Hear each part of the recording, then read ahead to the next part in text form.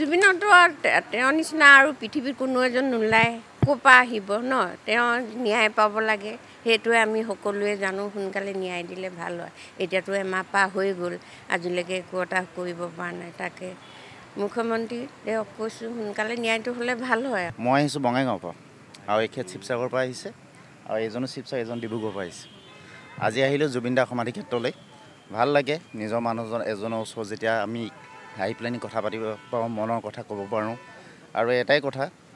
আমাক ন্যায় লাগে জাষ্টিচ লাগে আমি জাষ্টিচ বিচাৰিছোঁ চৰকাৰৰ পৰা যদি আৰু চৰকাৰে এতিয়া কি ব্যৱস্থা লয় কি ন্যায় তদন্ত কৰে সেইটো চৰকাৰৰ ওপৰত ডিপেণ্ড কৰে খালি মনৰ দুখখিনি মনৰ কথাখিনি ক'বলৈ আহিছোঁ যে ইয়াৰ পৰিণামটো ভাল হয় বহুত সুন্দৰ লাগিছে ইয়ালৈ সোমোৱাৰ লগে লগে মানে গাৰ নোম উঠি গৈছে মানে বহুত ফাৰ্ষ্ট টাইম আহিছোঁ হয় জুবিন দা কি ক'ম আৰু মানে হিয়াৰ মুঠো হাতৰ পৰা হেৰাই গ'ল আমাৰ